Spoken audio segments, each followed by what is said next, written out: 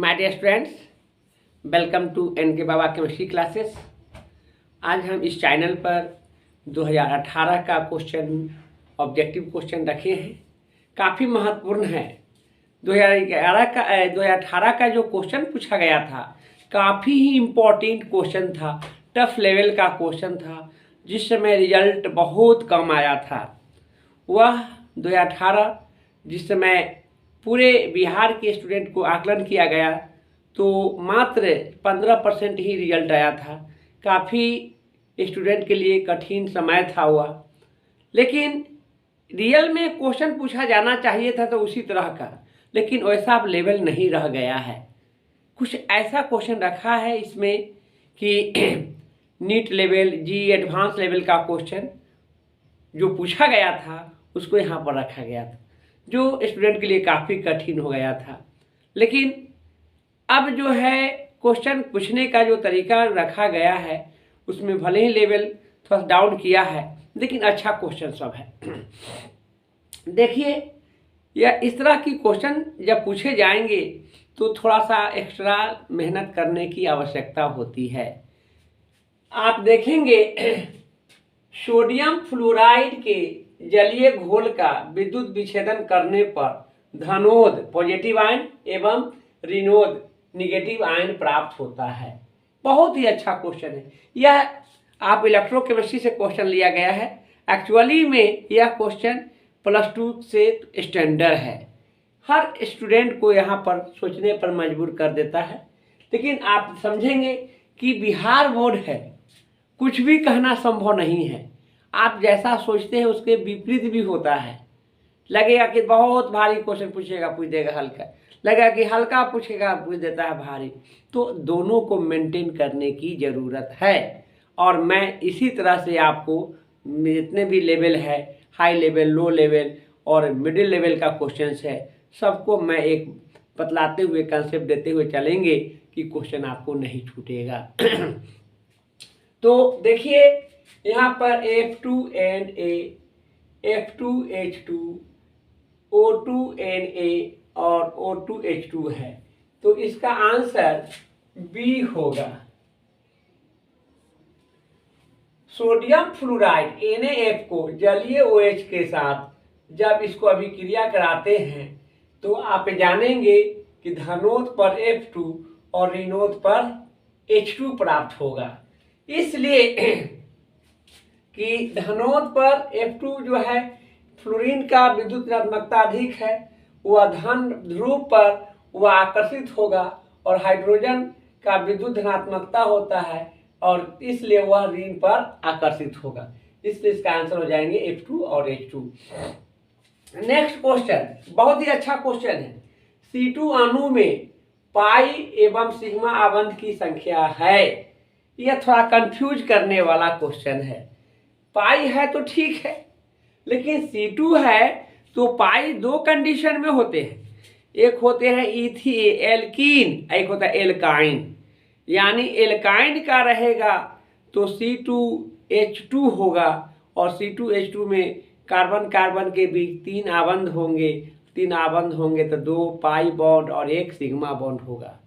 और इस C2 के इथीन की बात करते हैं, यानी कार्बन कार्बन के बीच डबल बॉन्ड होगा, CH2 डबल बॉन्ड CH2, तो वहाँ 1 पाई और 1 सिग्मा होगा।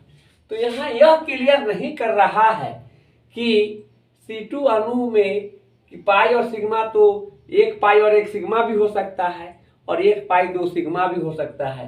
तो यहाँ पर इस क्वेश्चन को क्लियर करना चाहिए था कि इथीन में या इथाइन में, लेकिन ऐसा नहीं किया है।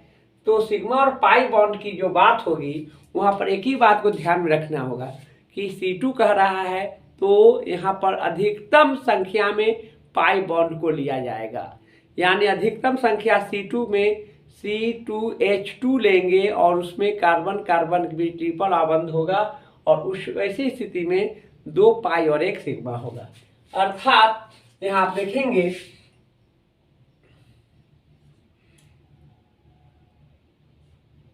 कार्बन कार्बन ट्रिपल बॉन्ड और यहाँ पर H को यह 2 पाई होगा 1 सिग्मा। यही लिया गया है। इसका आंसर हो जाएंगे बी हो जाएगा, 1 पाई और 2 सिग्मा। नेक्स्ट क्वेश्चन, किस अणु का द्विध्रुव आघूर्ण शून्य? बहुत ही अच्छा क्वेश्चन। यह आपको हैलो एल्केन और हैलो एरीन का है, वहाँ पर पोलैरिटी की बात किया है और ध्रुवन की बात किया है, और वहाँ पर देखेंगे इसकी भौतिक गुण में आता है, यानी CH2Cl2 होगा। क्यों होगा CH2Cl2? कार्बन के किस अणु के द्विध्रुव? इसलिए कि हाइड्रोजन धनात्मक होगा, क्लोरीन ऋणात्मक होगा। यहाँ हाइड्रोजन क्या है, 2 धन, और यहाँ पर हो जाएगा क्लोरीन का 2 ऋण, दो मिलकर क्या हो जाएंगे, शून्य हो जाएगा। क्या हो जाएगा, शून्य हो जाएंगे। और यहाँ क्या कर आघूर्ण शून्य की बात कर रहा है, यानी इसका आंसर हो जाएंगे CH2Cl2। नेक्स्ट क्वेश्चन, किसका +2 ऑक्सीकरण संख्या सबसे स्थिर होता है, यानी स्थायी होता है? देखिए, आपको पी ब्लॉक के तत्वों का ऑक्सीकरण संख्या की बात करेंगे तो धातुओं में अस्थाई माना गया। एस का सबसे ज्यादा, लेकिन एस ब्लॉक है नहीं। और डी ब्लॉक में उसकी संयोजकता परिवर्तनशील होता है।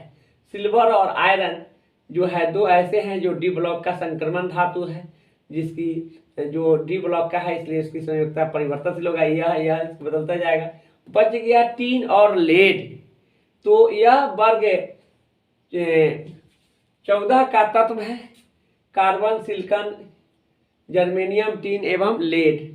तो जैसे जैसे वर्ग में ऊपर से नीचे की ओर आता है तो धात्विक गुण बढ़ता है। धातु वाला गुण बढ़ेगा तो संयोजकता अस्थाई होगा, यानी धातु का संयोजकता अस्थाई माना जाता है। तो यहाँ पर टीन और लेड में लेड होगा। क्या होगा, लेड होगा। यह भी आप जानिए कि टीन का भी संयोजकता 2 होता है, +2 और +4, स्टेनस और स्टेनिक। लेड का भी +2 और +4, प्लम्बस और प्लम्बिक। लेकिन इसमें भी सबसे ज्यादा स्थिर कौन होगा, तो लेड होगा। अच्छा क्वेश्चन है, इस लेवल का क्वेश्चन बनाने का पर मजबूर किया है। स्टूडेंट के ब्रेन को थोड़ा सा और अधिक बढ़ाने की आवश्यकता है। यह काफ़ी कंसेप्चुअल क्वेश्चन है, सोचने पर कठिन लगता है, लेकिन आपको जानना पड़ेगा। क्या हो जाएंगे, लेट हो जाएगा। नेक्स्ट है, किस यौगिक की चतुष्फलक आकृति होती है? ये तो कई एक बार क्वेश्चन पूछा है आपको। देखिए ना, आपको 2011 का भी पूछा हुआ है, 13 में पूछा है, 14 में पूछा है, 15 में पूछा है, 16 में नहीं, 17 में पूछा है, और फिर 18 में पूछ दिया।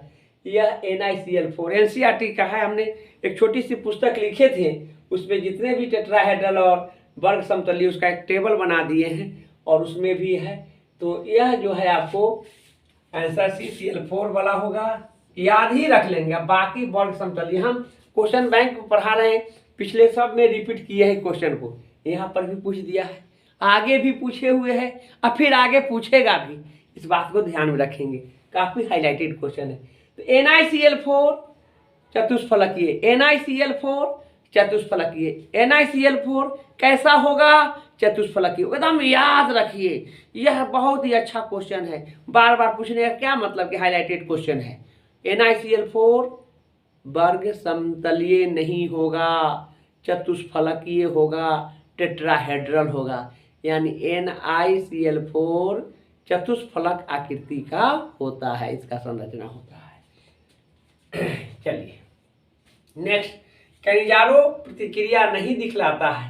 अच्छा क्वेश्चन है, बहुत अच्छा क्वेश्चन। कैनिजारो तो एल्डिहाइड वाला होता है, तो एल्डिहाइड में फॉर्मल्डिहाइड हो गया, एसिटल्डिहाइड हो गया, बेंजल्डिहाइड हो गया, तीनों एल्डिहाइड में होगा।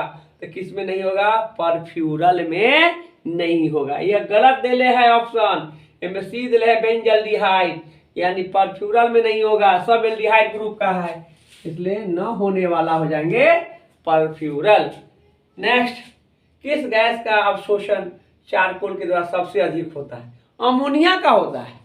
चारकोल का में अमोनिया का अवशोषण सबसे अधिक होता है। पृष्ठ रसायन का क्वेश्चन है। यह अवशोषण और अधिशोषण जो होते हैं, भौतिक अधिशोषण, उसका यह भौतिक गुण है। ध्यान देंगे इसमें कौन सा होगा, तो Na3 अमोनिया होगा। बढ़िया क्वेश्चन है। नेक्स्ट है, एक कार्बनिक यौगिक आयोडोफॉर्म जांच दिखलाता है और टॉलेंस अभिकारक के साथ भी धनात्मक जांच देता है। यह एल्डिहाइड कीटोन और कार्बोक्सिलिक एसिड चैप्टर में दिया गया है। आपको टॉलेंट एजेंट ऑफ फेलिंग जो अभिकर्मक है दोनों, इसमें एल्डिहाइड से संबंधित होगा। एल्डिहाइड किसमें देखिए, ये तो अल्कोहल है, ये अल्कोहल है, यह कीटोन है, यह कौन होगा, ये होगा एल्डिहाइड। बहुत इंपॉर्टेंट क्वेश्चन है, याद रखेंगे, इसमें से आएगा, अच्छा क्वेश्चन है। नेक्स्ट है H2PtCl6 का यूपीएससी नाम है, बहुत बढ़िया क्वेश्चन है। देखिए यह आप देखेंगे कि ये बड़े ब्रैकेट से बाएं तरफ का है, तो इसमें जो नाम रहेगा वो रहेगा, तो ये हाइड्रोजन है तो हाइड्रोजन हो जाएगा। उसके बाद यह घेरा हुआ रहता तब 6 लिखल रहता तो क्लोरो होता, घेरा हुआ नहीं है तो क्लोराइडो होगा। क्या होगा, क्लोराइडो। क्लोराइडो वाला कौन है, देखिए क्लोराइडो सी में भी है और डी में भी है। चलिए ए और बी तो छट गया, तो हाइड्रोजन ठीक है, कै वो क्लोरीन है, 6 गो, तो हेक्सा ब्रैकेट में, छोटी ब्रैकेट में नहीं है, इसलिए क्लोराइडो होगा। और क्या है, पीटी यानी प्लेटिनम। अब वैलेंसी देखिए, ऑक्सीकरण संख्या 6 में से 2 घट जाएगा, कितना होगा, 4।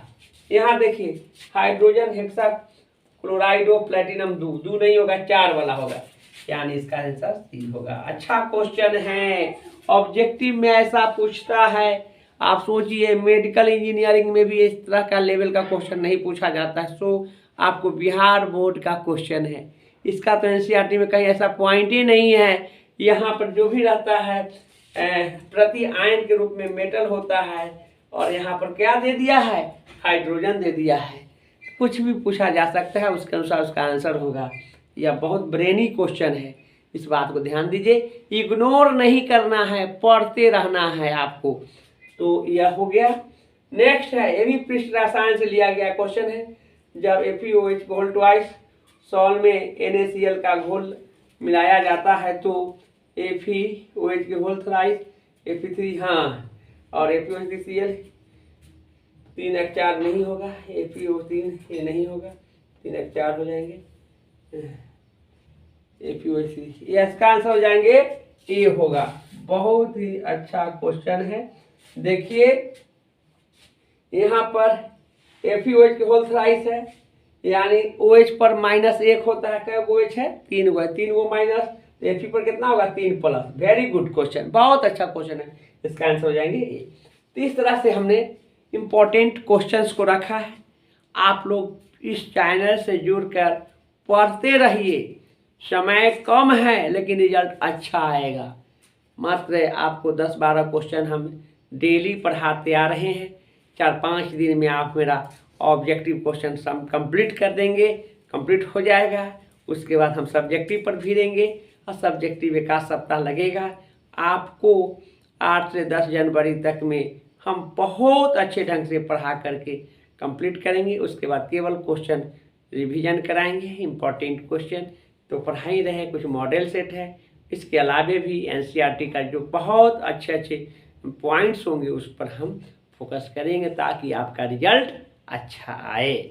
तो हिम्मत रखिए, धैर्य रखिए, कॉन्फिडेंस रखिए और मन से पढ़िए। अभी पढ़ने की ज़रूरत है। आपको जितना अधिक प्रैक्टिस पर ध्यान देंगे वही उतना ही अच्छा आपका रिजल्ट आएगा। और रिजल्ट के लिए पढ़िए, अभी नॉलेज के लिए नहीं पढ़िए। बहुत सारे आपके पास नोट्स बुक होंगे, तो वह सब अभी पढ़ने की आवश्यकता नहीं है, उस सबको रिवीजन करने की आवश्यकता है। इसलिए कि क्वेश्चन सिलेक्टेड पूछे जाते हैं बिहार बोर्ड में, और उस तरीक़ा से आपको क्वेश्चन जो है आपको क्वेश्चन बैंक से ही प्रैक्टिस करने में बेहतर है। हमने ऐसा देखा है कि कई एक बार क्वेश्चन बार बार रिपीट करते आ रहा है, तो कहाँ से क्वेश्चन पूछेगा। आप जो है 11 से 22 तक का प्रैक्टिस कर लेते हैं, 11 साल का क्वेश्चन आपके पास आ जाएगा, तो कहाँ से पूछे जाएंगे। निश्चित रूप से उसी में से रहेगा क्वेश्चन। हमारी बात को समझिए, भटकने की ज़रूरत नहीं है। हम आपको एक अच्छा मार्गदर्शन का काम कर रहे हैं और आप लोग इसका फ़ायदा उठाइए। हमको भी कुछ कहने की ज़रूरत है कि हम आप लोगों के प्रति काफ़ी आस्था रखते हैं। काफ़ी मेहनत कर रहे हैं। इस चैनल को बहुत दूर दूर तक आपको पहुंचाने की ज़रूरत है। आप लोगों के बीच बहुत सर्किल है, स्टूडेंट्स का, रिलेशनशिप का, फ्रेंडशिप है, सभी लोगों को बीच में रखिए। उन लोगों को भी फ़ायदा होगा, साथ ही साथ मेरा भी फ़ायदा होगा, क्योंकि मेरा एक ही सोच है, हर घर शिक्षा अभियान।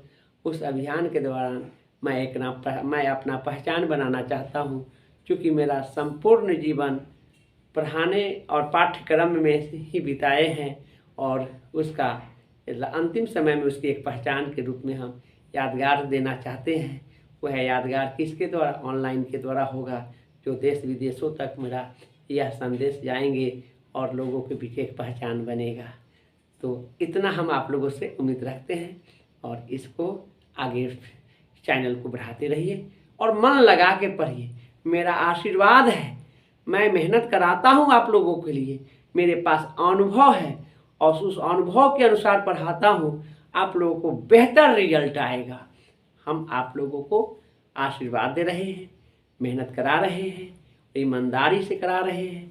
आप ईमानदारी का फ़ायदा उठाइए, मेहनत कीजिए, दिल से मेहनत कीजिए और आगे बढ़िए। आज के लिए हम इतना ही रखते हैं।